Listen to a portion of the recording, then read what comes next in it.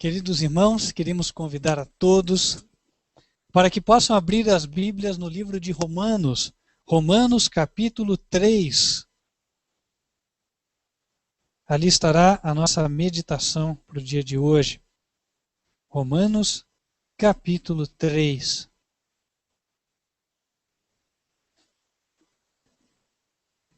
O livro de Romanos, ele é dedicado a explicar as boas novas de Deus para a salvação dos homens. Nenhum outro livro entra no assunto do perdão de Deus, da salvação, com tantos detalhes quanto o livro de Romanos. Agora, o que chama a atenção neste livro é o fato de que Paulo, ele dedica os 2 primeiros capítulos para condenar a todas as pessoas.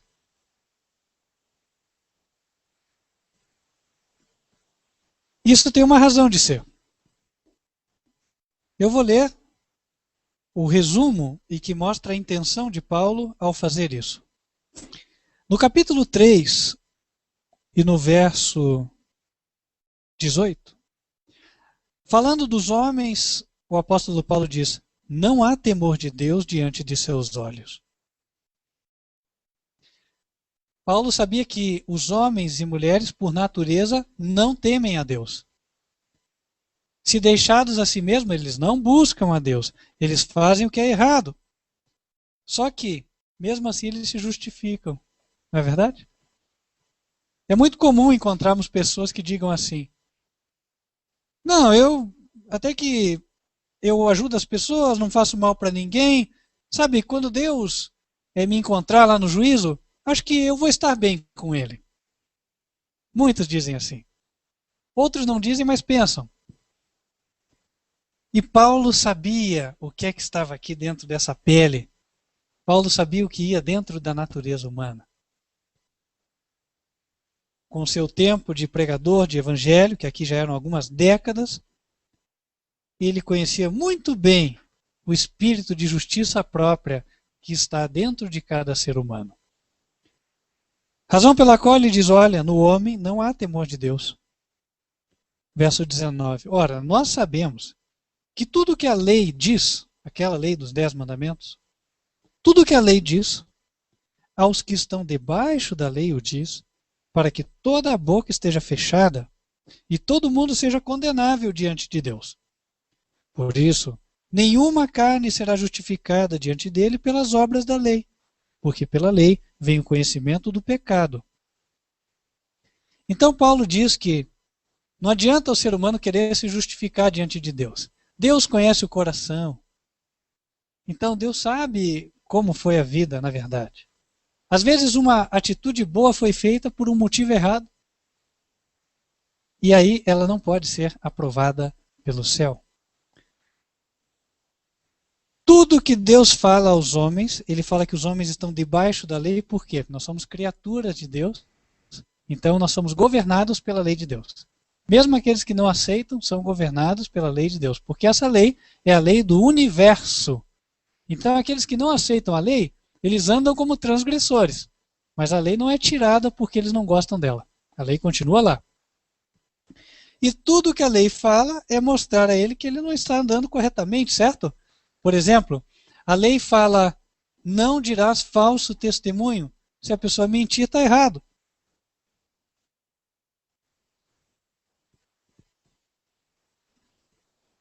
Paulo investe aqui mais de 2 capítulos no livro de Romanos para deixar muito claro para os homens isso. Deixar claro para eles que não adianta se justificar diante de Deus. Diante de Deus, nós vamos estar condenados, porque nós somos desobedientes.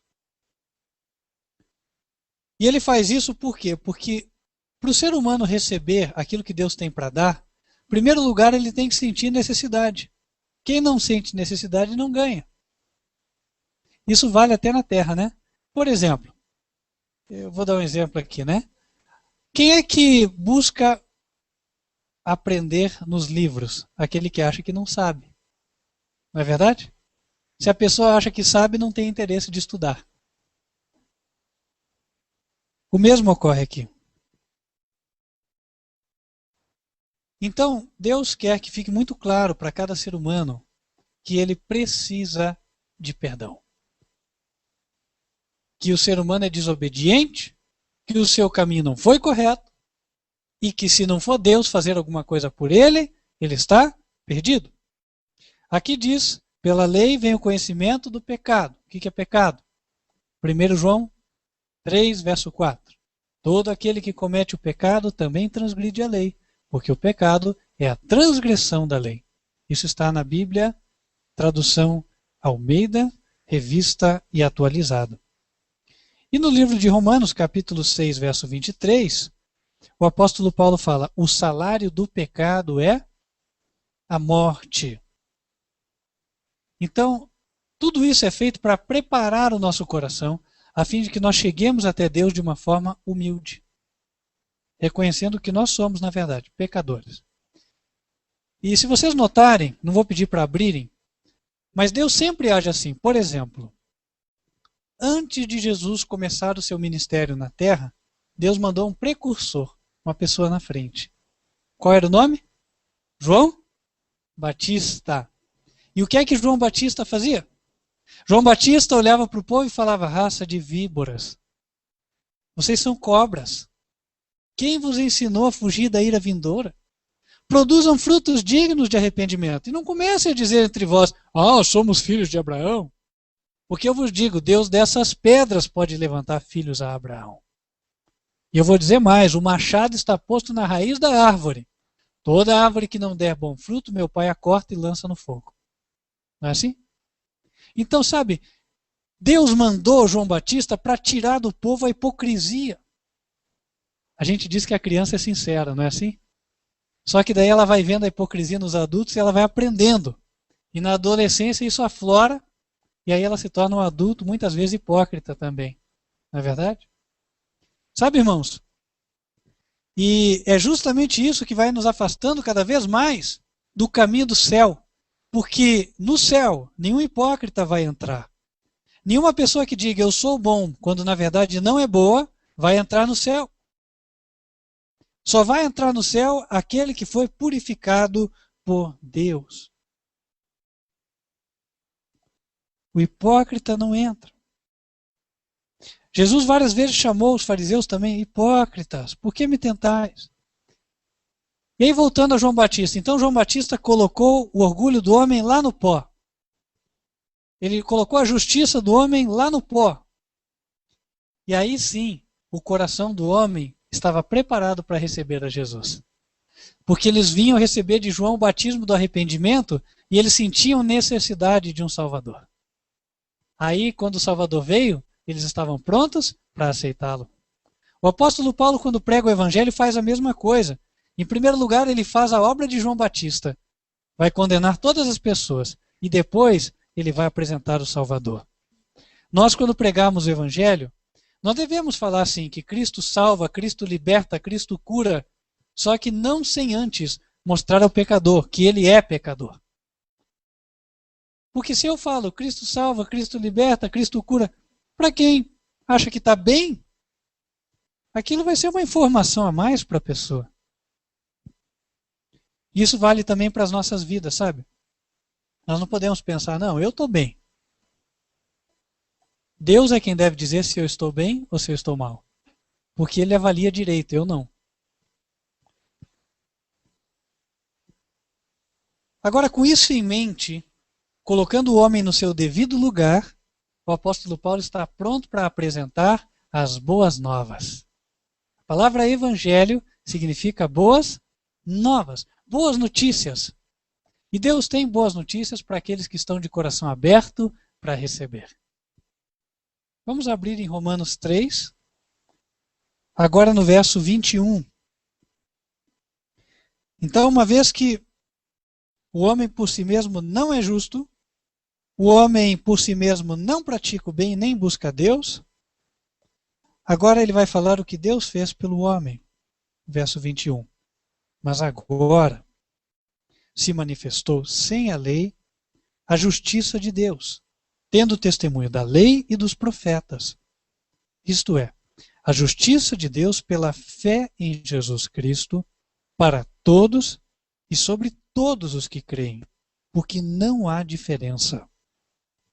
Porque todos pecaram e destituídos estão da glória de Deus, sendo justificados gratuitamente pela sua graça, pela redenção que há em Cristo Jesus, ao qual Deus propôs para a propiciação pela fé no seu sangue, para demonstrar a sua justiça pela remissão dos pecados dantes cometidos, sob a paciência de Deus, para a demonstração da sua justiça neste tempo presente, para que ele seja justo e justificador daquele que tem fé em Jesus.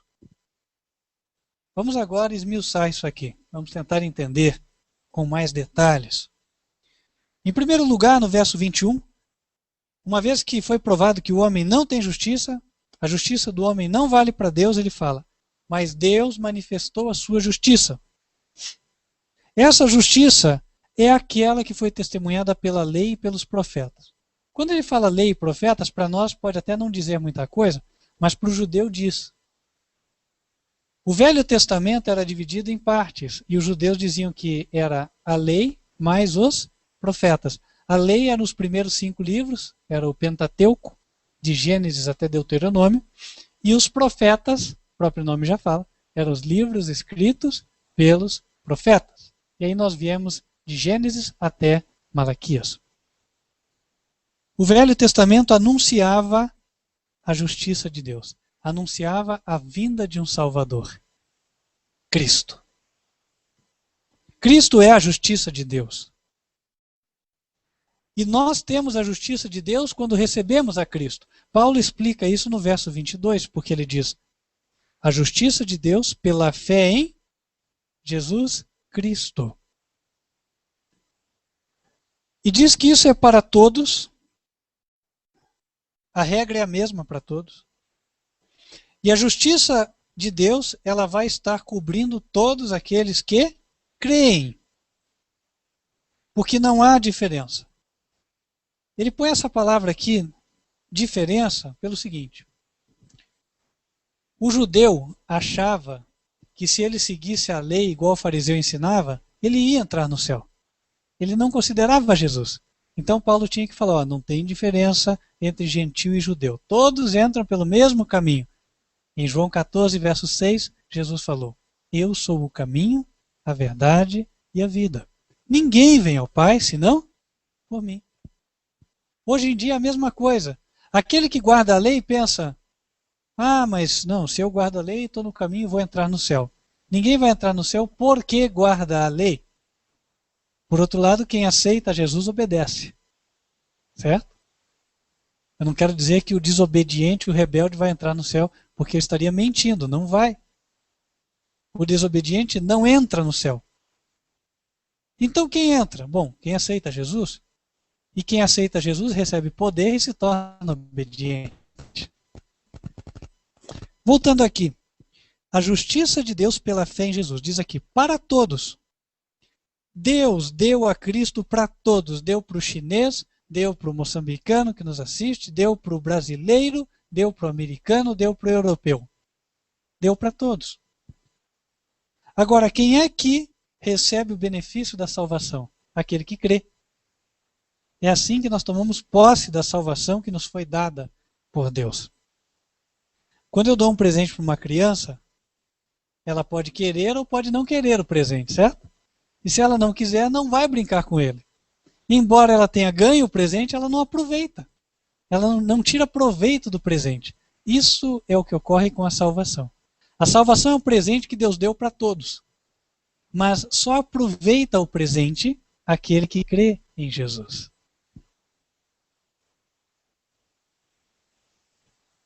Por isso, que ninguém pense que há pessoas que nasceram para ir para o inferno e pessoas que nasceram para ir para o céu. Quando a Bíblia fala de predestinação, não tem nada a ver com isso.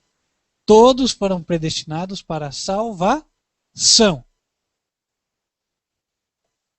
Inclusive, no próprio livro de Romanos, no capítulo 8, ele fala isso. Ele deixa entender isso. Olha lá no verso 29. Porque os que dantes conheceu, também predestinou para serem conformes à imagem de seu filho, a fim de que ele seja primogênito entre muitos irmãos. Quando ele fala dantes conheceu, quer dizer que conheceu antes. Deus conheceu todas as pessoas antes. Por quê? Porque ele conhece o fim desde o princípio. Será que Deus conheceu algumas pessoas e outras ele não conheceu e só passou a conhecer quando elas nasceram? Foi assim? Não, porque Deus conhece o fim desde o princípio. Então Deus conheceu todo ser humano que viria à Terra. O texto não dá margem para entender diferente, ou seja, Deus conheceu cada ser humano. E tendo conhecido cada ser humano, predestinou cada ser humano para ser conforme a imagem do seu filho. E aí no verso 30 mostra que aos que predestinou, a estes também chamou. Ou seja, agora Deus foi estender o convite para todo ser humano. Por isso, sabe, não importa onde a pessoa tenha nascido, não importa se ela era um índio, não importa se ela nasceu num país ateu, todos, em algum momento da vida, receberam o chamado de Deus. Ninguém morre sem ter recebido o chamado de Deus. As pessoas se perguntam, mas sabe, eu não entendo, tem pessoas que, puxa, tem um acidente tão grave e saem de lá sem um arranhão. Tem outras que morrem e eram pessoas boas.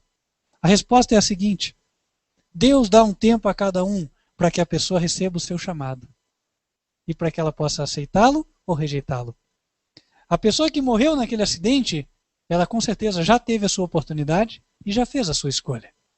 A pessoa que não morreu ainda ou não teve a oportunidade ou ainda não teve a chance de fazer a sua escolha. Razão pela qual Deus preserva a vida daquela pessoa. Aqueles a quem Deus predestinou, ele também chamou. E aos que chamou, aqui diz que a esses também, o que ele fez? Justificou. Isso é a prova do seguinte: Deus perdoou quantas pessoas? Muitos ou todos? Olha só, aqui não muda, ele não começa falando de grupos diferentes, ele simplesmente fala, olha, aos que predestinou. Quantos ele predestinou? Todos. O predestinar quer dizer o desejo de Deus para cada um. Um pai, o que ele quer para o filho? Será que ele quer que um filho vá para a faculdade e o outro vá cair nas drogas? É assim? Não! Ele quer que ambos os filhos se deem bem. Todos os filhos, não é verdade? Se até o pai humano quer isso, ainda mais o Pai Celestial. Então, o Pai Celestial predestinou todos para a bênção, para a vitória, para serem semelhantes a Jesus. É o desejo de Deus para cada um de nós. E, tendo predestinado todos, a esses que ele predestinou, ele também chamou. Então ele chamou a todos. E a esses que ele chamou, a todos, ele também justificou. Quer dizer, Deus perdoou. Até aqui, alguma coisa dependeu do homem? Não, parem para pensar nisso aí. Nada dependeu do homem. Deus pensou em nós, viu que nós íamos ser desobedientes, proveu o meio para nos salvar, nos chamou e disse, filho, você está perdoado. O perdão está na nossa mão. Nós aceitamos se nós quisermos. Vamos voltar para Romanos 3.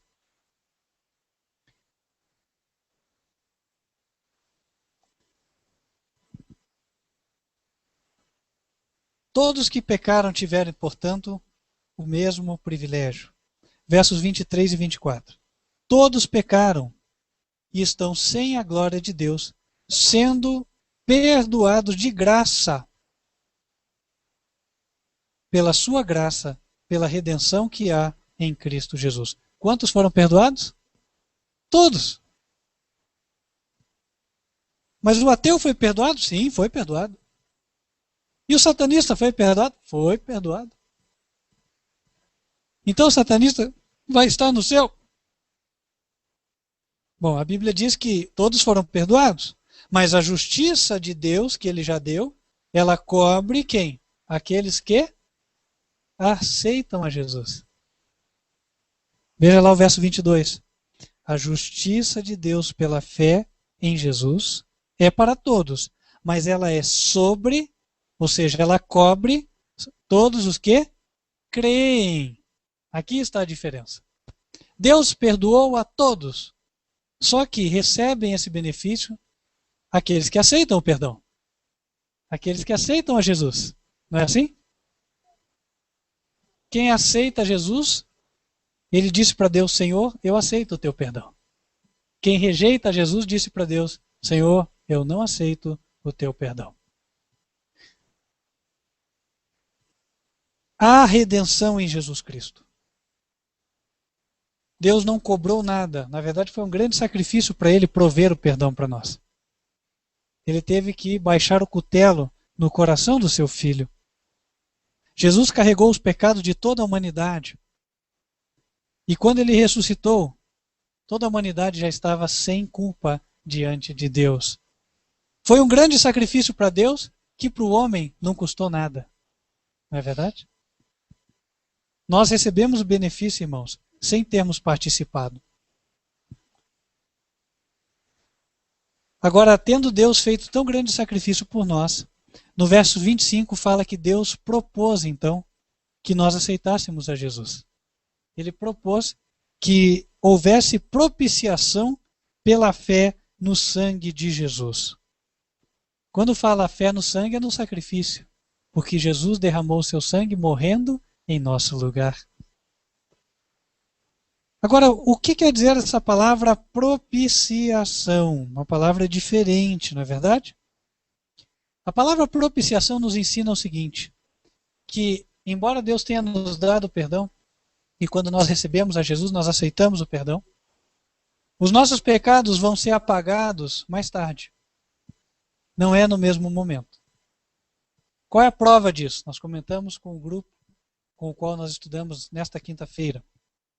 Pergunto aqui, quem se lembra dos pecados que cometeu? Deixa eu ver a mão.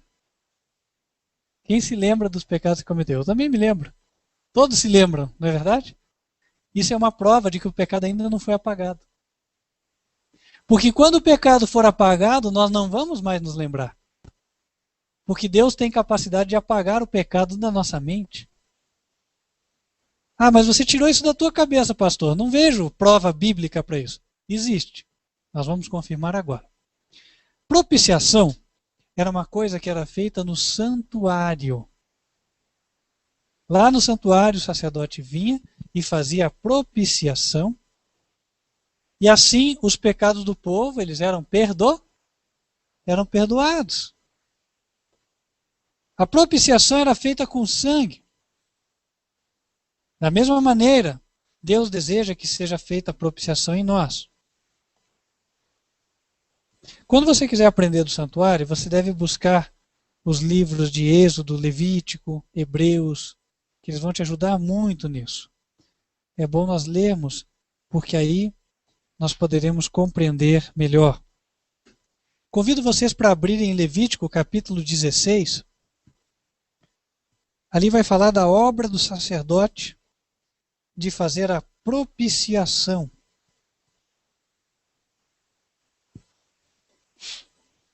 Obrigado, querido. Levítico 16, versos 15 e 16. Diz assim: o sacerdote depois degolará o bode da expiação, que é para o povo, e trará o seu sangue para dentro do véu, lá na cortina que ficava dentro do santuário. O santuário era dividido em dois por uma cortina. É essa cortina. E fará com o seu sangue, como fez com o sangue do novilho, e o espargirá sobre o propiciatório e perante a face do propiciatório. Assim, fará expiação pelo santuário, por causa das imundícias dos filhos de Israel e das suas transgressões, segundo todos os seus pecados. Assim fará para a tenda da congregação, que mora com eles, no meio das suas imundícias. Então o que é que ele diz aqui? Que ele faria propiciação. E quando ele faz propiciação, o que acontece? Vamos abrir no verso 30. Porque naquele dia se fará expiação por vós para purificar-vos. e sereis purificados de todos os vossos pecados perante o Senhor. O que ia acontecer? Seriam purificados de todos os pecados. E a purificação era feita por meio da propiciação. E a propiciação era, o sacerdote vinha até um lugar que era chamado propiciatório e ali apresentava o seu sangue, o sangue da oferta. Isso representava que Jesus, ele entraria no propiciatório do santuário e ele apresentaria o seu sangue para Deus. E apresentando ele o seu sangue para Deus, ele conseguiria a purificação dos pecados. O que era o propiciatório? Ora, o santuário tinha duas partes, lugar santo, aí tinha a cortina, em seguida o lugar santíssimo. E no lugar santíssimo tinha a arca da aliança. Eu vou compará-la com esse púlpito aqui. E a arca da aliança, ela tinha aqui 2 anjos querubins de ouro. Eles estavam aqui, e as asas se tocavam aqui em cima. Então formava-se um espaço de ar entre a tampa da arca e as asas dos anjos. Esse espaço era chamado propiciatório. E o ato de fazer a propiciação era literalmente conseguir a purificação, ou o apagar os pecados. O apóstolo Paulo fala que quando Cristo fizesse isso, os pecados iam ser apagados das nossas consciências. Vamos abrir em Hebreus capítulo 10 para confirmar. Hebreus capítulo 10.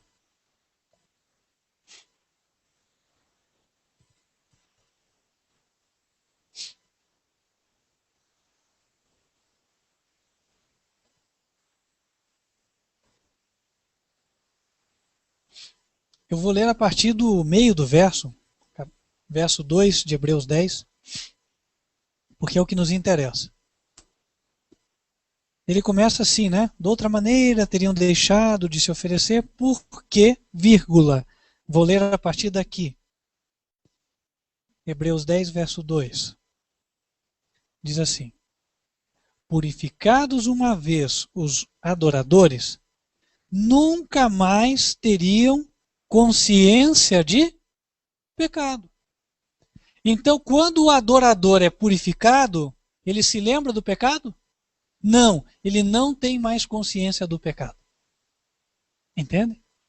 Então, se nós hoje, embora sejamos de Jesus, nós ainda nos lembramos do pecado, é porque a purificação dos pecados ainda não aconteceu. Porque quando ela acontecer, nós não nos lembraremos mais dos nossos pecados. A purificação é uma obra que Jesus faz. Quando? Quando ele faz a propiciação. O apóstolo Paulo, lá em Romanos capítulo 3, falou assim, olha, você receba Jesus hoje, para que quando Jesus fizer a propiciação, os pecados sejam apagados da tua mente. Os pecados também sejam apagados lá do céu. Aqueles erros que você cometeu, que estão registrados lá no céu, sejam apagados do livro. Então ele estava ensinando uma coisa. A obra de Jesus, quando morreu na cruz do Calvário, não terminou. Ela estava só no meio. Porque depois disso, Jesus ia interceder em nosso favor, ele ia trabalhar por nós, até que ele pudesse apagar os pecados das nossas vidas. Amém? Vamos voltar para Romanos capítulo 3. Agora nós podemos entender melhor aquilo que estivemos estudando. Romanos 3.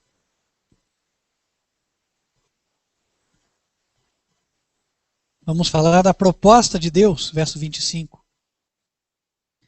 Deus propôs que Jesus fosse o quê? A nossa propiciação, se nós crêssemos nele. Por isso que fala pela fé no seu sangue.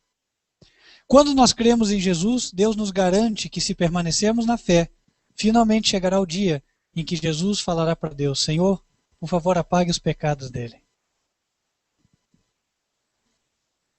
E Jesus vai apagar os nossos pecados.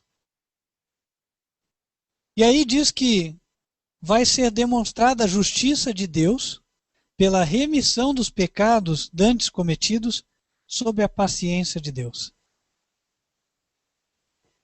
Interessante, aí nós vemos que nós temos uma parte nessa demonstração de justiça, não temos? Porque Deus propôs apagar os pecados da nossa consciência. Isso quer dizer que nós vamos ficar como? Sem pecado. E quando nós ficamos sem pecado, o que, que vai aparecer na nossa vida? A justiça de Deus. Então a justiça de Deus vai ser demonstrada.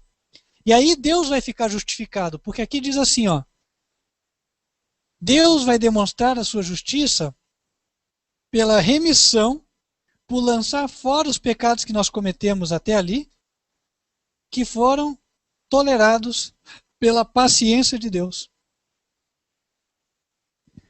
Deus foi sendo paciente conosco, e ele fala para os anjos assim, olha, eu aceitei a Edna, eu aceitei a Honores, eu aceitei o Deolindo, eu aceitei a Sandra, eu aceitei a Paula, porque eles receberam a Jesus, eu sei que eles são meus. Só que os anjos veem que, embora em algumas coisas nós tenhamos já mudado, em outras ainda erramos. Mas daí Deus fala, eu vou ensiná-los. Aí Deus começa a nos dar mais conhecimento da sua lei, a fim de que nós sejamos mais e mais obedientes.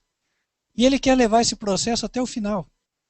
Porque quando chega no último pecado e Deus tira, a partir dali, a justiça de Deus está demonstrada na nossa vida, no mais alto grau. E aí, os pecados antes cometidos, eles são esquecidos, são apagados. E aqui diz que Deus, com isso, ele demonstra que ele foi justo por lançar os nossos pecados fora. Porque houve reconciliação entre nós e Deus. Ele foi justo em ser paciente conosco porque ele sabia que nós o amávamos. E na medida em que aprendêssemos dele, nós andaríamos na justiça. Não é verdade? Deus fez isso. Também, verso 26, para demonstrar outra coisa. Uma coisa era demonstrar a justiça dele em nós, a justiça dele em lançar fora os nossos pecados. Mas também ele demonstra no verso 26 que ele é justo e ao mesmo tempo perdoador daquele que tem fé em Jesus. Isso é para que nós não nos orgulhemos. Por quê? Como é que Deus pode ser justo perdoando um pecador? Que a lei foi transgredida, não é verdade? A lei foi transgredida. Agora, Deus só pode ser justo se, quando alguém peca, houver uma morte. Certo? Porque o salário do pecado é a morte. Se houve pecado, tem que haver morte. E aí Jesus vai e morre por todos. Então, houve um pecado, houve uma morte. Deus satisfez a exigência da lei. Deus foi justo. Mas, ao mesmo tempo, ele ganhou agora a possibilidade ou a prerrogativa de perdoar aquele que tem fé em Jesus. Por quê? Jesus morreu, mas quando Jesus ressuscita, fica provado de que ele viveu sem pecado. Porque quando ele morre, morre com os nossos pecados, e só ressuscita porque ele nunca pecou. Porque a mesma lei que diz, a alma que pecar esta morrerá, ela diz, aquele que cumprir esses mandamentos, por eles viverá. Então, sabe, Deus é justo quando ele justifica aquele que tem fé em Jesus. E por que ele é justo? Porque Jesus foi perfeito. Foi uma oferta perfeita. Tem a ver conosco? Alguma coisa que nós fizemos? Não. Nada. Onde, pois, está a jactância, o orgulho? Está excluído. Verso 27. Por qual lei? Das obras? Não, mas pela lei da fé.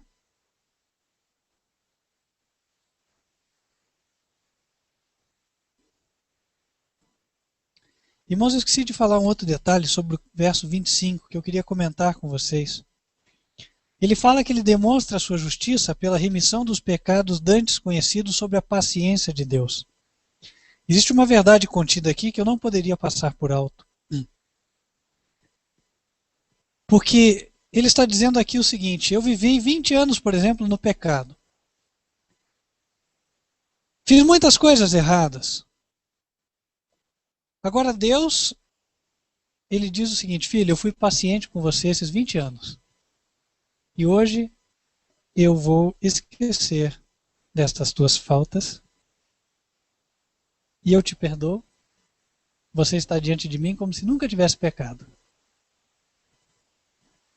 Tudo isso, meu filho, porque eu ofereci Jesus para ser o teu perdão e você aceitou.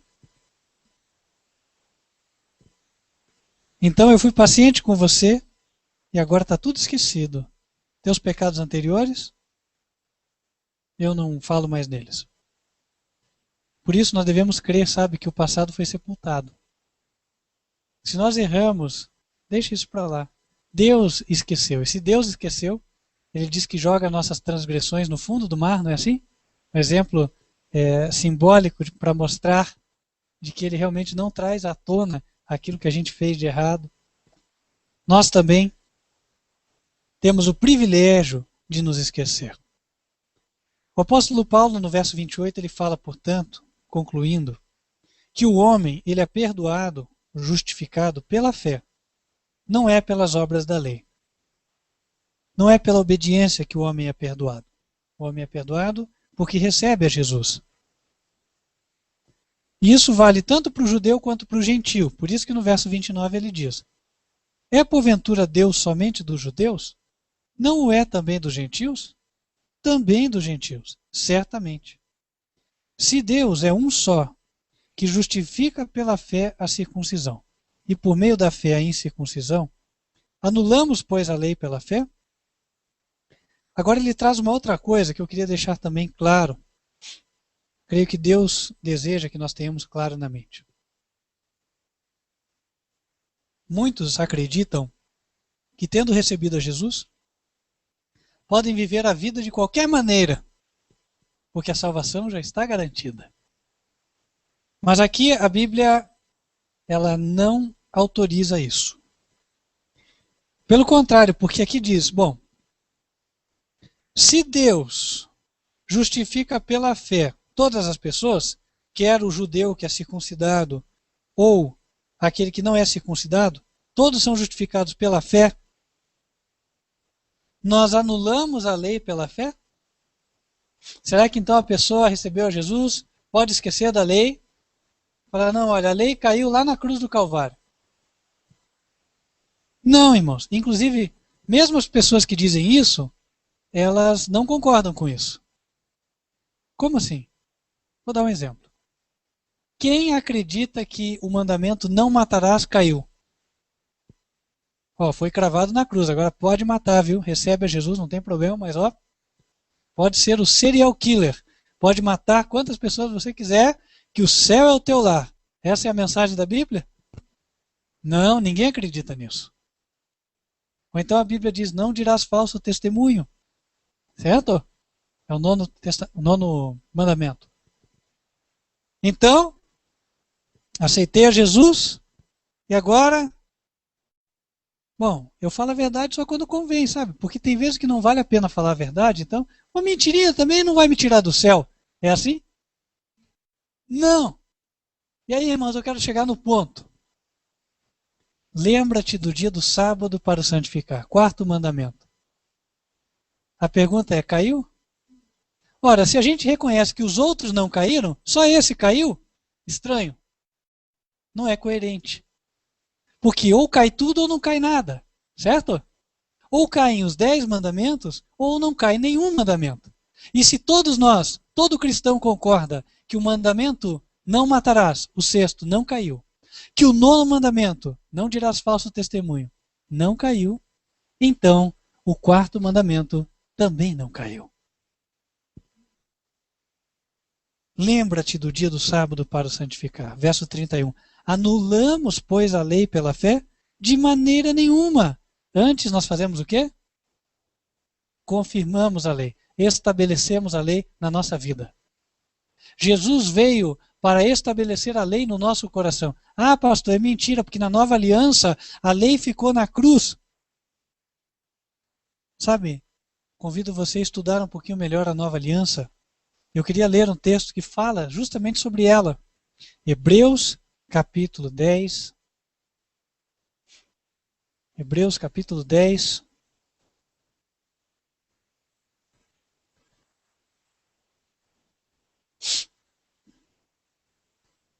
A partir do verso 15. Olha lá. Olha o que o Espírito Santo testifica no coração do crente. E também o Espírito Santo nos testifica. Por quê? Depois de haver dito, este é o concerto que farei com eles depois daqueles dias, diz o Senhor. Porei as minhas leis em seu coração e as escreverei em seus entendimentos. Algumas versões da Bíblia dizem nas suas mentes. E esse não é o único verso onde isso aparece. Abram por gentileza em Hebreus capítulo 8. Esse é inclusive mais específico.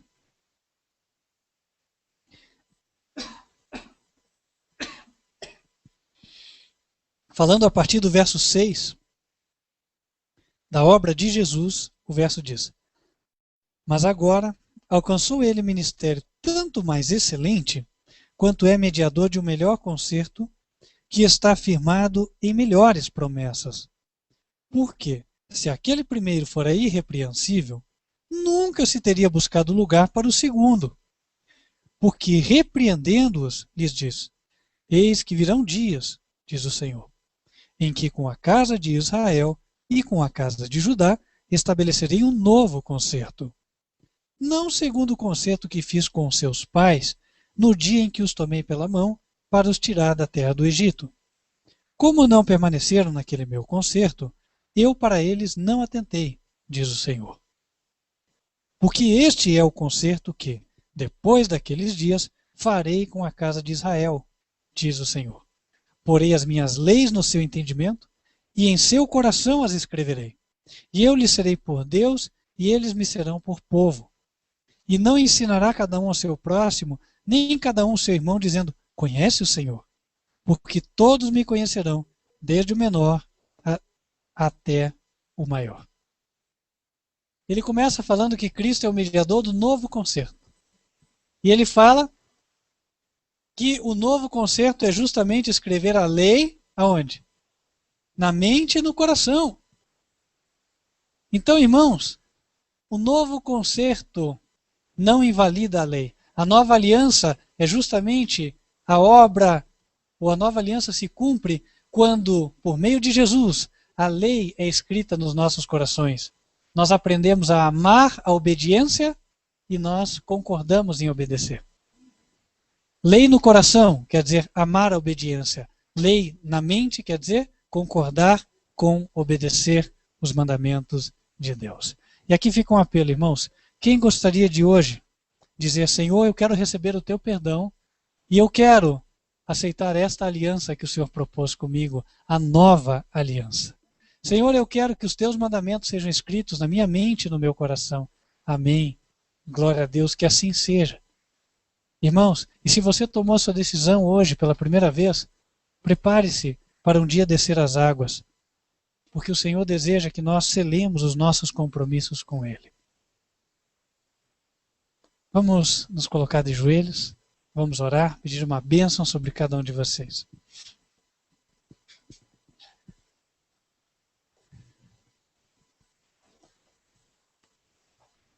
Senhor nosso Deus, que nos altos céus habitas, nós te agradecemos pelo teu perdão e pela tua aliança, esta que o Senhor propôs conosco. Queremos, Senhor, dizer que aceitamos a tua aliança, pedindo que o Senhor perdoe os nossos pecados e o Senhor escreva a tua lei na nossa mente e no nosso coração. Que nós saiamos daqui com a força do teu Espírito para te obedecer e andar nos teus caminhos. Faze-nos ser pessoas diferentes. Guia-nos, ó Pai. Abençoa cada pessoa que nos assiste por internet também. Senhor, que todas estas bênçãos estejam também sobre a vida dela.